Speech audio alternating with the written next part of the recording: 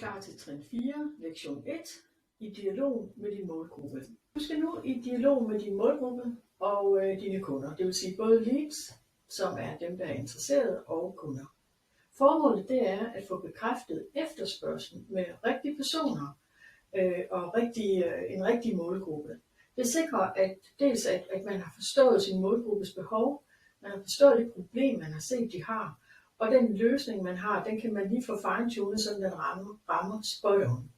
Denne her dialog, den har faktisk to formål. Det første, det er det her med, at det er en konkret lille markedstest, man laver. Det andet, det er, at vi også vil forsøge at lave et præsalg.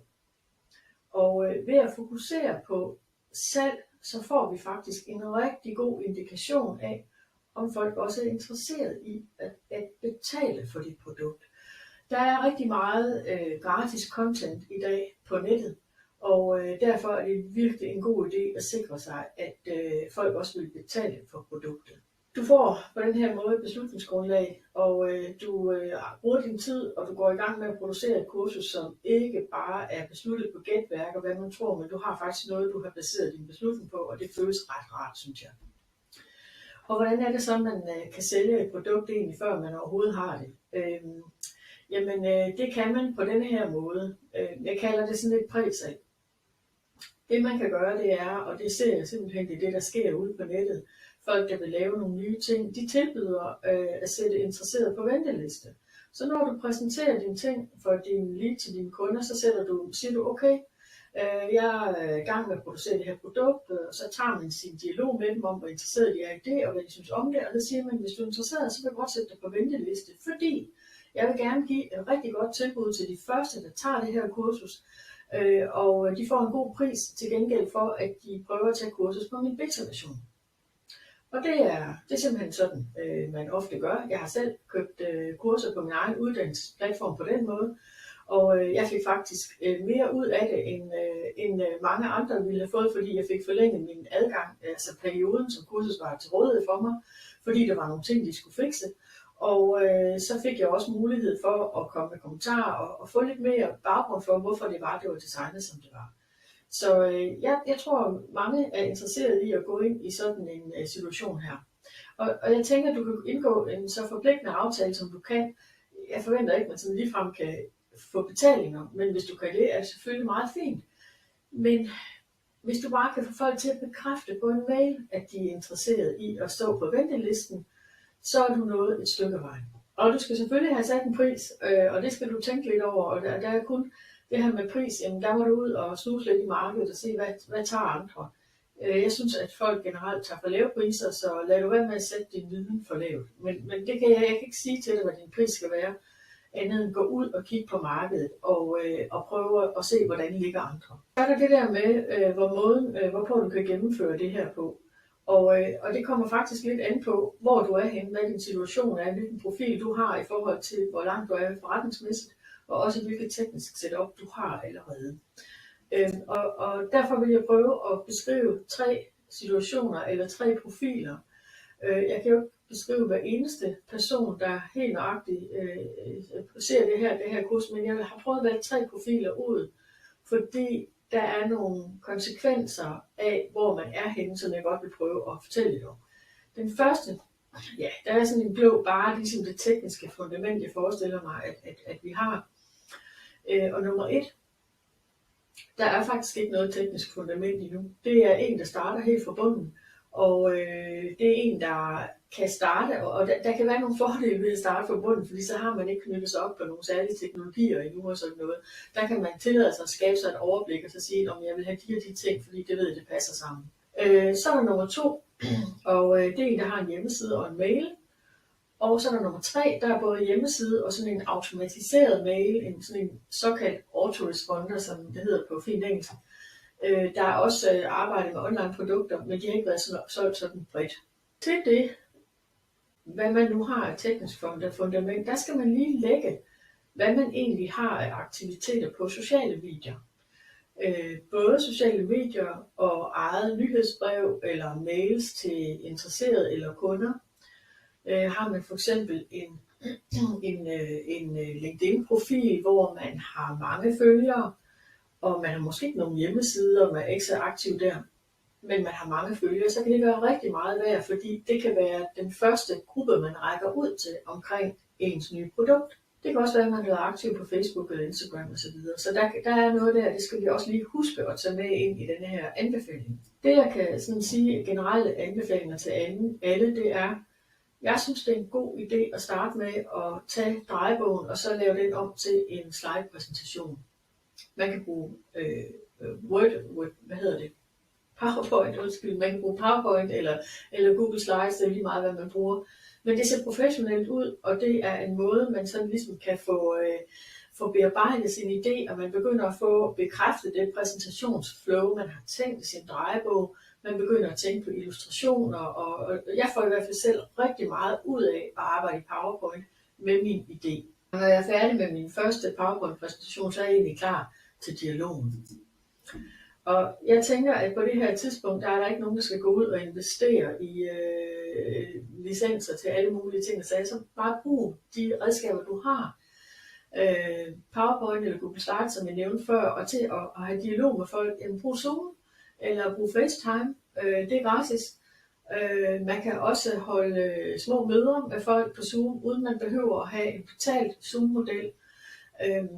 Og man kan bruge Facebook til live webinar og samle folk i grupper. Det koster ikke. Vi kan alle sammen lave en Facebook-gruppe og samle folk i. Og det jeg tænker er formatet for det er, at man skal endelig øve sig alt det man kan i at præsentere sit produkt en til en for dem der er interesseret i det, eller flere i en gruppe. Nu er jeg så gået i gang med det her med at beskrive nogle forskellige situationer, og jeg starter med at beskrive, hvad er det for en profil jeg ser på her. Og så prøver jeg at komme med nogle anbefalinger ud fra mine erfaringer på, hvordan kan man gå videre og teste ens produktidé og lave det her præsalg. Og hvad tænker jeg om det tekniske setup i den situation, personen er i. Men jeg vil godt lige stoppe et øjeblik, lige kort, en lille pause. Fordi at hvis du nu efter det her tænker, at det er en større omgang, og hvordan finder jeg ud af det, så vil jeg bare sige, at jeg efterlader dig selvfølgelig ikke, uden at du kan få besvaret dine spørgsmål. Så min mailadresse står her, og skriv ned alle de spørgsmål, du har i løbet af kurset. Og så stiller jeg selvfølgelig op til at svare på dem, sådan at du kan få afklaring, hvis der er noget, der ikke har været klart i det, jeg har fortalt, eller andre ting. Så du er mere end velkommen. Godt. Situation nummer 1, eller profil nummer 1. Og det er denne her person, som ikke har startet med noget teknisk setup endnu, og heller ikke rigtig har nogen forretning kørende endnu. Men personen har viden, og personen kan se, at der er et potentiale for at digitalisere viden. Det kan være, at det er dig, der ser det her kursus nu. Og du er parat til at starte en forretning, eller du overvejer det i hvert fald kraftigt, men det er lige det her med, hvordan kommer man i gang. Og du har identificeret videnstema, og du har måske gennemført den her researchøvelse, som det her kursus også har foreslået. Og måske har du set, at der på Facebook tales en hel del om dit tema, og det kunne du godt være lidt nysgerrig efter at se, hvordan kunne du arbejde med det. Min anbefaling til nummer 1, det er, egentlig vil jeg sige, at jeg synes, der er 2 veje. Fordi hvis du vil starte en online forretning, men ikke har lavet alle de her indledende valg, så behøver du jo faktisk ikke at gå videre med dit produkt lige nu, fordi du har faktisk noget andet, du skal have taget stilling til allerførst. Så det kan være en ting, du kan gøre, det er, at du kan lige træde lidt tilbage fra den her øvelse, så kan du sige, du skal selvfølgelig se min trin færdig, fordi der kommer noget både i 5'eren og 6'eren, som er vigtigt for dig. Men hvis du har gennemført researchøvelsen, og den har givet dig positive indikationer på, at der er et marked for din viden, jamen så har du jo kun en endnu større grund til at komme i gang med at få lavet din egen website og din platform. Det der er ved det her med at starte online, det er, hvis du har det ligesom jeg har det, eller havde det for et par års tid siden, så var der så mange forskellige muligheder digitalt, som jeg overhovedet ikke kendte. Og derfor vidste jeg faktisk ikke helt, hvad det var, jeg begyndte på. Men jeg tænkte bare, at jeg må ind og finde ud af, hvad det er for nogle muligheder, der er for mig. Det kan være sådan noget med, hvordan er det, de fungerer med de her digitale forretningsmodeller. Og hvordan finder man lige sin niche, og hvordan taler man med kunderne, og alle de her ting, som det fundament, der er virkelig godt at få på plads, før man overhovedet begynder at bygge sin hjemmeside og lave autoresponder og hvad ved jeg. På den måde så får du et virkelig godt fundament. Det er min klare anbefaling til dig, der er i denne her situation. Du kan godt lave research-øvelsen færdig. Det er ikke på den måde, men jeg vil bare sige, at du skal simpelthen i gang med at lave et fundament, og det er sjovt at gøre det. Så den anden vej, det er selvfølgelig at gennemføre den her dialogøvelse, som jeg lægger op til. Og under alle omstændigheder, så vil du få meget mere viden og meget mere grundlag for det, du har gang i, hvis du gør det. Det man anbefaler, når man skal i gang med at samle, fordi du har ikke nogen e-mail-liste, du har ikke nogen leads, du har ikke nogen kunder at arbejde med. Og derfor så det du skal gøre, det er, at du skal samle en gruppe på en 50-100 mennesker, som du kan begynde at komme i dialog med. Og her hjælper det jo ikke noget, man har en Facebook-gruppe med alle ens venner og familie, fordi det er ikke målgruppen. Formentlig ikke. Så du bliver nødt til at gå ud og finde ud af, hvordan kan du etablere en målgruppe. Og en af de gode ting, man kan gøre, det er jo, man kan bruge de sociale medier til at gøre det her.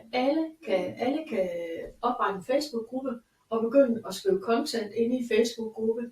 Og vi har nok også alle sammen et netværk, vi kan række ud i på forskellige antal mennesker, men alligevel vi har nok et netværk. Og hvis du så er frisk på at lave en freebie, som jeg har talt om i et tidligere kursus, så har du også noget, i de opslag, du laver, så kan du begynde at tilbyde folk noget viden om det, du faktisk arbejder med. Så vil du få flere ind på din Facebook-gruppe. Så det er nok det, jeg vil anbefale dig at prøve at lave en gratis Facebook-gruppe og samle de her 50-100 mennesker, og så prøve at få lavet dine præsentationer over for dem. Du kan lave en live præsentation, eller du kan skrive og komme i 1-til-1 dialog med dem, og på den måde få noget mere viden om din produktidé. Så fordi du ikke har etableret en hjemmeside endnu, så tænker jeg også, at du skal overveje, om du rent faktisk vil forsøge den her præsalgsteknik, som jeg foreslår. Jeg tænker nok, at jeg vil være lidt forsigtig med det, fordi det her med at etablere hjemmesiden og blive klar til egentlig at sælge et kursus, det kræver lige lidt teknisk setup. Og jeg tænker faktisk, at det du virkelig kan få gavn af, det er at holde gang i din Facebook-gruppe med dit content, med din viden. Fordi på den måde, så har du en hel masse brugere der, når du har din hjemmeside, så kan du invitere dem ind på din liste og begynde at arbejde med dem der. Så det er nok det, jeg vil anbefale dig at gøre i denne her situation. Men du skal jo i gang online, det håber jeg, du skal. Så gå i gang med Facebook-gruppen og brug det som et af dine fundamenter. Dit tekniske setup, ja. Altså, jeg tænker, det er egentlig bare et spørgsmål om, hvordan du får startet. Hvis jeg tager udgangspunkt i, hvad jeg selv har gjort, så har jeg selv opbygget mit tekniske setup, og lige så stille sådan lagt lag på af viden, og udvidet min horisont også teknisk, efterhånden som jeg har fået brug for det, og efterhånden som jeg har været klar til det. Så jeg synes, det er en god idé at starte med lave ens hjemmeside og få den her automatiske mail ind med det samme. Og så er der også det ved det, at det tager altså længere tid, end de fleste regner med, og derfor så skal man simpelthen bare se at komme i gang. Og fordi du ikke har lavet noget nu, så giv dig selv muligheden for at lære det hele fra bunden. Lad være med at stresse over det. Det her med at starte online, det er simpelthen ikke et kursus, man skal igennem, og så er det overstået. Det er en ny måde at arbejde på. Det er en arbejdsmetode, som man begynder at indlære. Og hvis man kan lide at arbejde online, og det kan jeg, og hvis du også tænker, det kunne være sjovt for dig, så skaber det altså en helt ny mulighed og rigtig mange nye variationer i den måde, man kommunikerer med folk på. Så jeg kan kun anbefale at komme i gang med den her rejse, det er. Det åbner virkelig mange nye muligheder i et nyt univers. Det var en lang snak, så jeg håber, du er klar til den næste profil. Måske lige en lille pause og et glas vand kunne hjælpe. Lad os gå videre.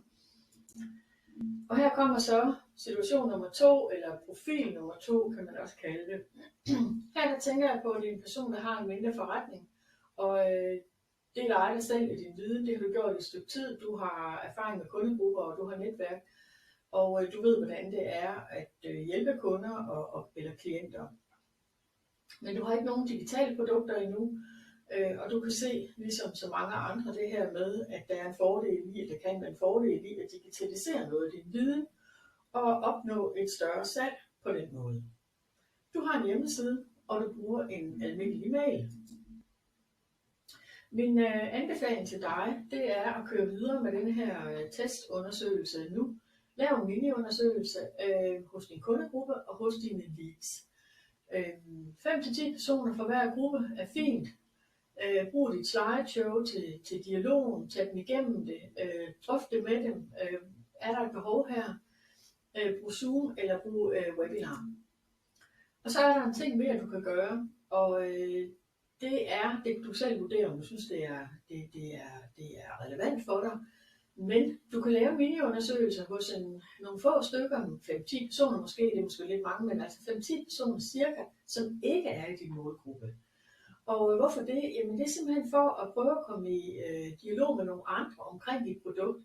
Hvis du nu kender nogen, der arbejder online, så er det en god idé at tage fat med dem, fordi de kan give dig et helt andet perspektiv, og give dig noget andet viden, ikke på dit produkt måske, men måske noget om det der med at arbejde online. Så spørger folk, om de kender nogen, der efterspørger det her produkt. Og det er ikke sikkert, at de gør det sådan lige her nu. Men den dag, de sidder til et middagsselskab, og der er nogen, der kommer til at tale om sådan noget her, så er det jo dit navn, der vil komme op. Så det er bestemt ikke spildt at prøve at udvide sin dialog med nogen, der ikke lige er i målgruppen. Så inviter til webinar, 1-til-1 samtaler, vi klogere på, hvad din målgruppe tænker. Og så er det her med at tilrettelægge et godt tilbud til dine leads og kunder. Jeg vil også lige sige, at jeg vil gerne holde i hvert fald kunder adskilt fra leads. Det er 2 forskellige grupper, men de kan jo godt alle sammen få det samme tilbud. Så tilrettelægge et godt tilbud, sådan at dem, der springer på vognen her og nu, jamen de får dit produkt til den gode beta-pris. Du skal måske bruge, det kan du beslutte dig for, hvor mange du vil have ind. Altså måske vil du have 5 er nok til, at du prøver at køre sådan en beta-runde med dem. Måske hvis du kan få 10, sæt dem på venteliste, eller være med at sætte dig selv under tidspres, og få dem til at indgå en så forpligtende aftale som muligt. Få en mail, hvor de lige bekræfter, jamen det er jeg interesseret i. Hvis du kan få dem til at betale på forhånd, så er det selvfølgelig super fint.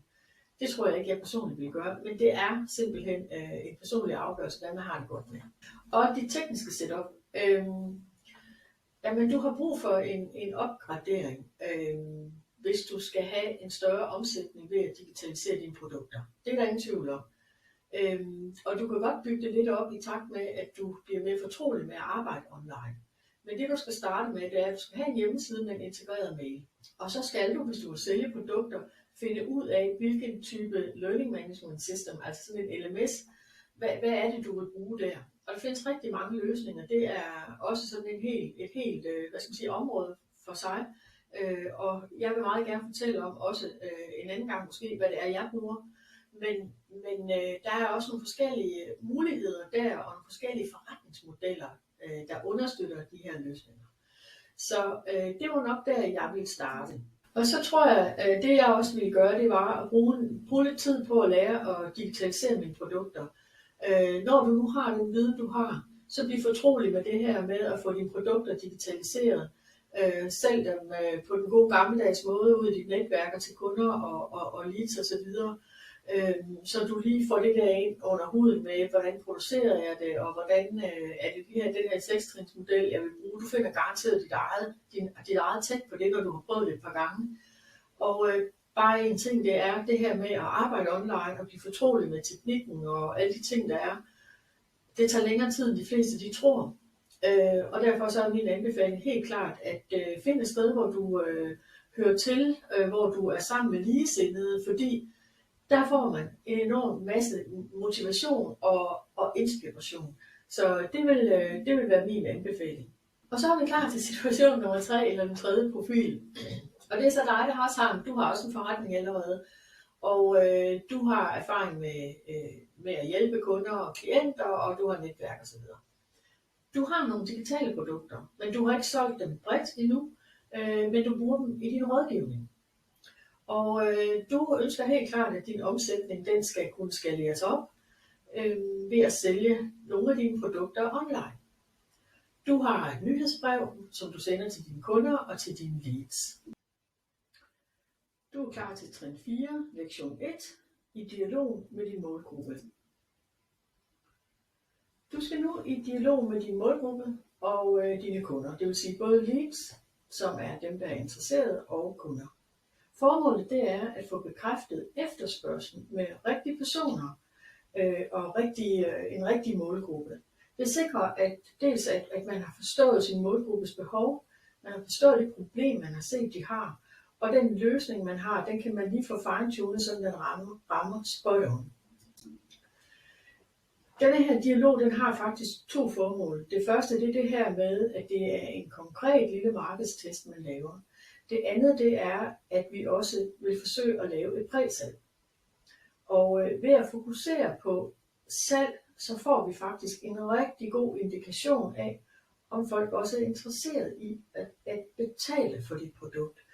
Der er rigtig meget gratis content i dag på nettet, og derfor er det virkelig en god idé at sikre sig, at folk også vil betale for produktet. Du får på den her måde et beslutningsgrundlag, og du bruger din tid, og du går i gang med at producere et kursus, som ikke bare er besluttet på gætværk og hvad man tror, men du har faktisk noget, du har baseret din beslutning på, og det føles ret rart, synes jeg. Og hvordan er det så, man kan sælge et produkt egentlig, før man overhovedet har det? Det kan man på denne her måde. Jeg kalder det sådan et præsalg. Det man kan gøre, det er, og det ser jeg simpelthen, det er det, der sker ude på nettet. Folk, der vil lave nogle nye ting, de tilbyder at sætte interesseret på venteliste. Så når du præsenterer dine ting for din lead til dine kunder, så siger du, okay, jeg er i gang med at producere det her produkt, og så tager man sin dialog med dem om, hvor interesseret de er i det, og hvad de synes om det, og så siger man, hvis du er interesseret, så vil jeg godt sætte dig på venteliste, fordi jeg vil gerne give et rigtig godt tilbud til de første, der tager det her kursus, og de får en god pris til gengæld for, at de prøver at tage kursus på min beta-version. Og det er simpelthen sådan, man ofte gør. Jeg har selv købt kurser på min egen uddannelsesplatform på den måde, og jeg fik faktisk mere ud af det, end mange andre ville have fået, fordi jeg fik forlænget min adgang, altså perioden, som kurset var til rådighed for mig, fordi der var nogle ting, de skulle fikse. Og så fik jeg også mulighed for at komme med kommentarer og få lidt mere baggrund for, hvorfor det var designet, som det var. Så jeg tror, mange er interesseret i at gå ind i sådan en situation her. Og jeg tænker, at du kan indgå en så forpligtende aftale, som du kan. Jeg forventer ikke, at man sådan ligefrem kan få betalinger, men hvis du kan det, er det selvfølgelig meget fint. Men hvis du bare kan få folk til at bekræfte på en mail, at de er interesseret i at stå på ventelisten, så er du nået et stykke vej. Og du skal selvfølgelig have sat en pris, og det skal du tænke lidt over. Og der er kun det her med pris, jamen der må du ud og snuse lidt i markedet og se, hvad tager andre. Jeg synes, at folk generelt tager for lave priser, så lad du være med at sætte din viden for lavt. Men det kan jeg kan ikke sige til dig, hvad din pris skal være, andet end gå ud og kigge på markedet og prøve at se, hvordan ligger andre. Så er der det der med, hvorpå du kan gennemføre det her på. Og det kommer faktisk lidt an på, hvor du er henne, hvad din situation er, hvilken profil du har i forhold til, hvor langt du er forretningsmæssigt, og også hvilket teknisk setup du har allerede. Og derfor vil jeg prøve at beskrive 3 situationer eller 3 profiler. Jeg kan jo ikke beskrive hver eneste person, der helt nøjagtigt ser det her kurs, men jeg har prøvet at valge 3 profiler ud, fordi der er nogle konsekvenser af, hvor man er henne, som jeg godt vil prøve at fortælle lidt om. Den første, ja, der er sådan en blå bare, ligesom det tekniske fundament, jeg forestiller mig, at vi har. Og nummer 1, der er faktisk ikke noget teknisk fundament endnu. Det er en, der starter helt fra bunden, og det er en, der kan starte, og der kan være nogle fordele ved at starte fra bunden, fordi så har man ikke knyttet sig op på nogle særlige teknologier endnu og sådan noget. Der kan man tillade sig at skabe sig et overblik og så sige, om jeg vil have de og de ting, fordi det ved, det passer sammen. Så er der nummer 2, og det er en, der har en hjemmeside og en mail. Og så er der nummer 3, der er både hjemmeside og sådan en automatiseret mail, sådan en såkaldt autoresponder, som det hedder på fint engelsk. Der er også arbejdet med online produkter, men de har ikke været solgt sådan bredt. Til det, hvad man nu har af teknisk fundament, der skal man lige lægge, hvad man egentlig har af aktiviteter på sociale medier. både sociale medier og eget nyhedsbrev eller mails til interesserede eller kunder. Har man for eksempel en LinkedIn-profil, hvor man har mange følgere, og man har måske ikke nogen hjemmesider, og man er ikke så aktiv der, men man har mange følgere, så kan det være rigtig meget værd, fordi det kan være den første gruppe, man rækker ud til omkring ens nye produkt. Det kan også være, at man er aktiv på Facebook eller Instagram osv. Så der er noget der, det skal vi også lige huske at tage med ind i denne her anbefaling. Det jeg kan sådan sige generelle anbefalinger til alle, det er, jeg synes det er en god idé at starte med at tage drejebogen og så lave den om til en slide-præsentation. Man kan bruge PowerPoint, man kan bruge PowerPoint eller Google Slides, det er lige meget, hvad man bruger. Men det ser professionelt ud, og det er en måde, man sådan ligesom kan få bearbejdet sin idé, og man begynder at få bekræftet det præsentationsflow, man har tænkt i sin drejebog. Man begynder at tænke på illustrationer, og jeg får i hvert fald selv rigtig meget ud af at arbejde i PowerPoint med min idé. Og når jeg er færdig med min første PowerPoint-præsentation, så er jeg egentlig klar til dialogen. Og jeg tænker, at på det her tidspunkt, der er der ikke nogen, der skal gå ud og investere i licenser til alle mulige ting. Så bare brug de redskaber, du har.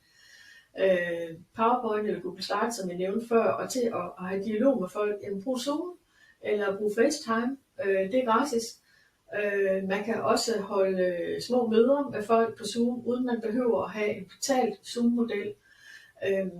Og man kan bruge Facebook til live webinar og samle folk i grupper. Det koster ikke. Vi kan alle sammen lave en Facebook-gruppe og samle folk i. Og det jeg tænker er formatet for det er, at man skal endelig øve sig alt det man kan i at præsentere sit produkt en til en for dem, der er interesseret i det, eller flere i en gruppe.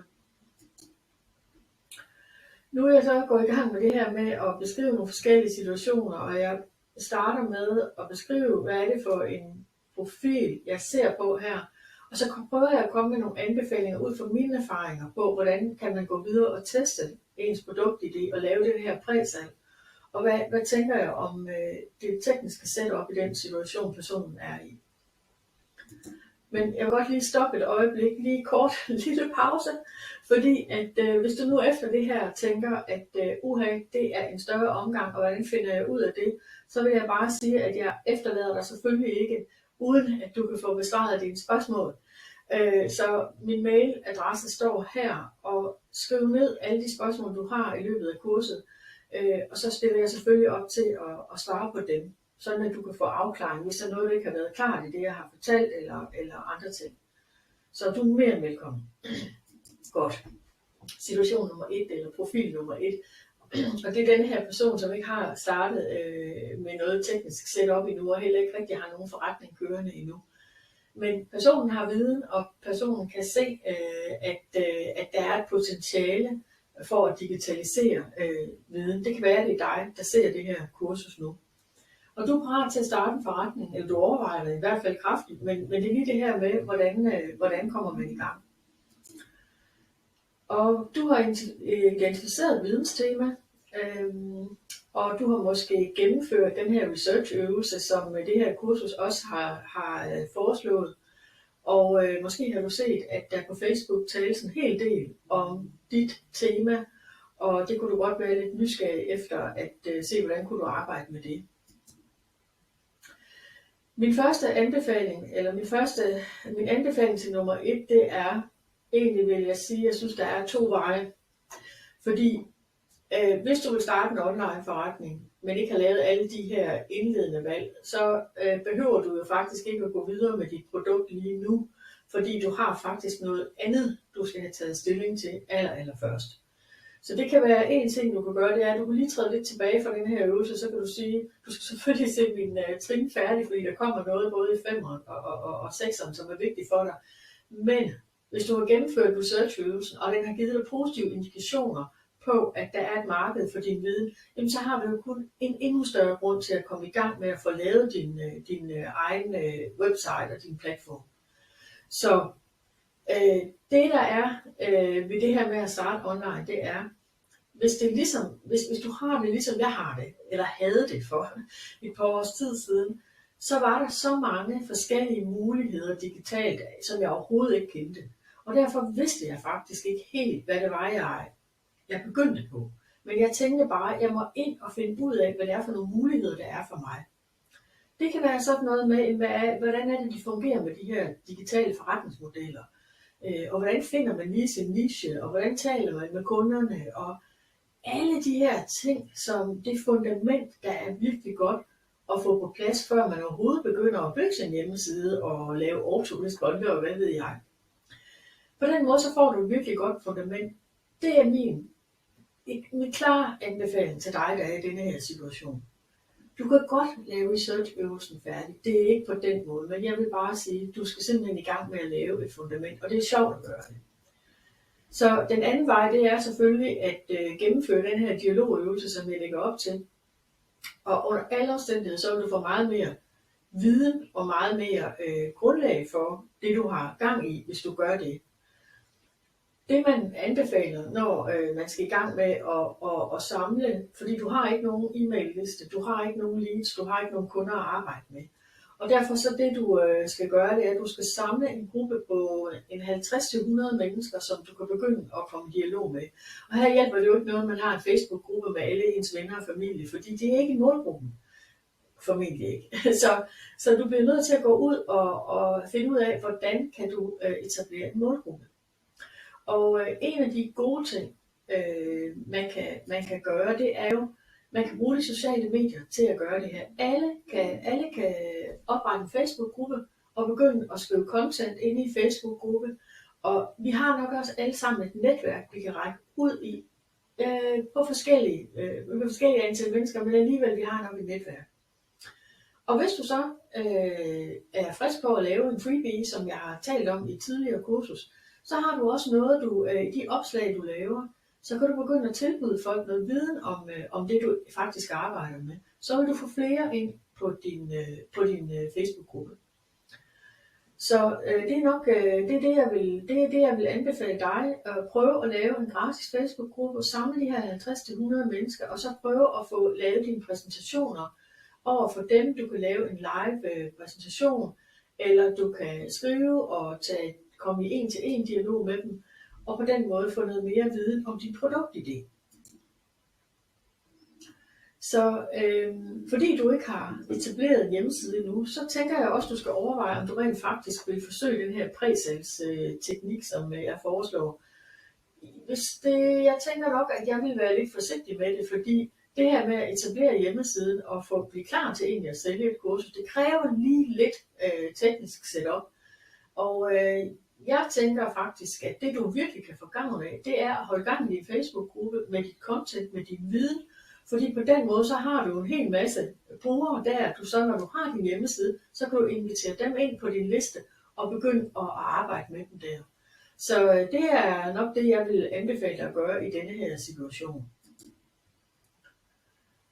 Men du skal jo i gang online, det håber jeg, du skal. Så gå i gang med Facebook-gruppen og brug det som et af dine fundamenter. Dit tekniske setup, ja. Altså, jeg tænker, det er egentlig bare et spørgsmål om, hvordan du får startet. Hvis jeg tager udgangspunkt i, hvad jeg selv har gjort, så har jeg selv opbygget mit tekniske setup, og lige så stille sådan lagt lag på af viden, og udvidet min horisont også teknisk, efterhånden som jeg har fået brug for det, og efterhånden som jeg har været klar til det.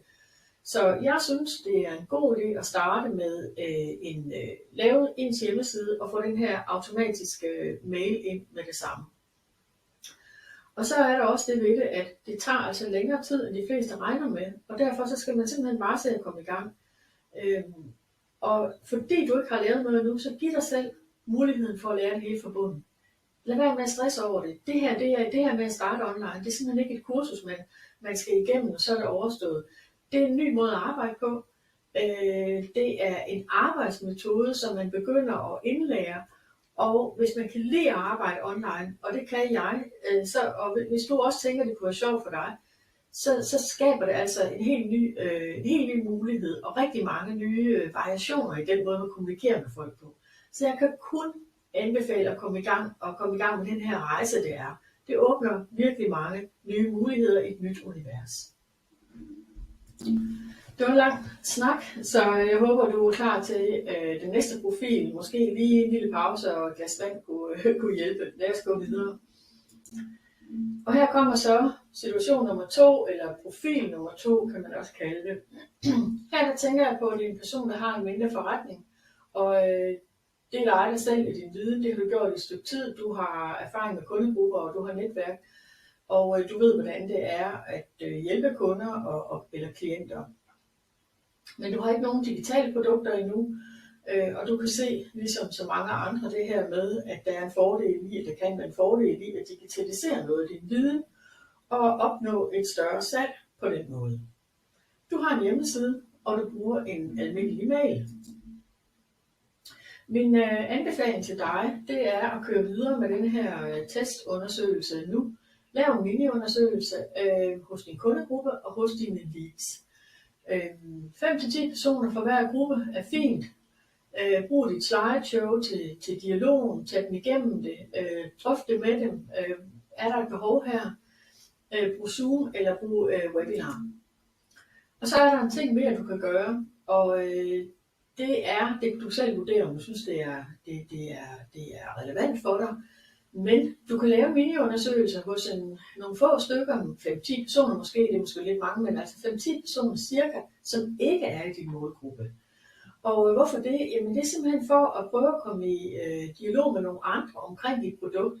Hvis du nu kender nogen, der arbejder online, så er det en god idé at tage fat med dem, fordi de kan give dig et helt andet perspektiv, og give dig noget andet viden, ikke på dit produkt måske, men måske noget om det der med at arbejde online. Så spørger folk, om de kender nogen, der efterspørger det her produkt. Og det er ikke sikkert, at de gør det sådan lige her nu. Men den dag, de sidder til et middagsselskab, og der er nogen, der kommer til at tale om sådan noget her, så er det jo dit navn, der kommer op. Så det er bestemt ikke spildt at prøve at udvide sin dialog med nogen, der ikke lige er i målgruppen. Så inviter til webinar, 1-til-1 samtaler, vi klogere på, hvad din målgruppe tænker. Og så er det her med at tilrettelægge et godt tilbud til dine leads og kunder. Jeg vil også lige sige, at jeg vil gerne holde i hvert fald kunder adskilt fra leads. Det er 2 forskellige grupper, men de kan jo godt alle sammen få det samme tilbud. Så tilrettelægge et godt tilbud, sådan at dem, der springer på vognen her og nu, jamen de får dit produkt til den gode beta-pris. Du skal måske bruge, det kan du beslutte dig for, hvor mange du vil have ind. Altså måske vil du have 5 er nok til, at du prøver at køre sådan en beta-runde med dem. Måske hvis du kan få 10, sæt dem på venteliste, eller være med at sætte dig selv under tidspres, og få dem til at indgå en så forpligtende aftale som muligt. Få en mail, hvor de lige bekræfter, jamen det er jeg interesseret i. Hvis du kan få dem til at betale på forhånd, så er det selvfølgelig super fint. Det tror jeg ikke, jeg personligt vil gøre, men det er simpelthen en personlig afgørelse, hvad man har det godt med. Og det tekniske setup. Jamen, du har brug for en opgradering, hvis du skal have en større omsætning ved at digitalisere dine produkter. Det er der ingen tvivl om. Og du kan godt bygge det lidt op i takt med, at du bliver mere fortrolig med at arbejde online. Men det du skal starte med, det er, at du skal have en hjemmeside med en integreret mail. Og så skal du, hvis du vil sælge produkter, finde ud af, hvilken type Learning Management System, altså sådan en LMS, hvad er det, du vil bruge der. Og der findes rigtig mange løsninger. Det er også sådan et helt område for sig. Og jeg vil meget gerne fortælle om også en anden gang måske, hvad det er, jeg bruger. Men der er også nogle forskellige muligheder der, og nogle forskellige forretningsmodeller, der understøtter de her løsninger. Så det var nok der, jeg ville starte. Og så tror jeg, det jeg også ville gøre, det var at bruge lidt tid på at lære at digitalisere mine produkter. Når du nu har den viden, du har, så bliv fortrolig med det her med at få dine produkter digitaliseret. Sælg dem på den gode gammeldags måde ud i dit netværk og til kunder og leads osv. Så du lige får det der ind under huden med, hvordan producerer jeg det, og hvordan er det den her 6-trinsmodel, jeg vil bruge. Du finder garanteret dit eget tæt på det, når du har prøvet det et par gange. Og bare en ting, det er det her med at arbejde online og blive fortrolig med teknikken og alle de ting, der er. Det tager længere tid, end de fleste de tror.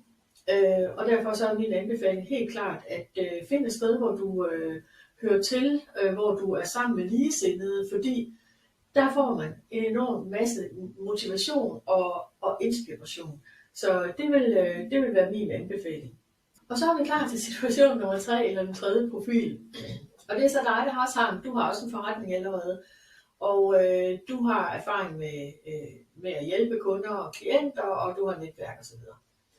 Du har nogle digitale produkter, men du har ikke solgt dem bredt endnu, men du bruger dem i din rådgivning. Og du ønsker helt klart, at din omsætning den skal kunne skaleres op ved at sælge nogle af dine produkter online. Du har et nyhedsbrev, som du sender til dine kunder og til dine leads. Du skal simpelthen gøre det samme som i situation 2. Den her mini-undersøgelse. Skriv til dine leads, skriv til dine kunder, invitere ind til slideshow, til præsentation af dit slideshow. Brug din mailliste som fundament for en generel undersøgelse af interessen. Du kan lave en mailkampagne, hvor du begynder at tale om det her problem, du har set. Lige så stille begynder at bygge op og spørge ind til det med din kundegruppe og din leadsliste. Og prøv at se, om du kan komme i dialog med dem på den måde. Og så er det, du inviterer til samtaler og webinarer, og du laver det her gode tilbud, og får folk til at melde sig på, dem der er interesseret, til den gode betapris, og lad være med at sætte dig selv under tidspres. Måske så virker det godt for dig, det ved jeg ikke, men og indgå så forpligtende en aftale, som du kan. Jeg tror, at din forretning, den er helt klart, du er klar til at tage skridtet videre. Du kan skalere din forretning, og det du skal vide noget om, det er, hvordan du skal gøre det. Skal du gøre det med organisk vækst, eller skal du gøre det med betalt annoncering? Og det kommer jeg ind på i trin 6, og det skal du helt klart kigge på, fordi det er min erfaring, at man kan ikke gøre begge dele på én gang. Man bliver nødt til at vælge noget og blive dygtig og til at mestre en retning ad gangen, og så kan man udvide bagefter. Og jeg tror også, du får brug for noget mere teknologi, end det du har i dag. Men det kommer lidt an på, hvad du vælger. Hvis du tager den her vej med betalt annoncering, så er der nogle ting, du skal have installeret, og noget teknik, du skal lære at bruge. Så hvis du er god til at skrive på sociale medier, og du kan lide den der disciplin, man kalder SEO, som står for Search Engine Optimization, så kan det sagtens være den vej, du skal gå. Og det der med SEO, det handler altså om at få Google til at finde en, når der er nogen, der søger. Hvis du ønsker at gå ud til dine kunder meget, meget målrettet, og måske også hurtigere end det du kan med den organiske vækst, så er det betalt annoncering. Men jeg skal nok komme mere tilbage til det her i trin 6.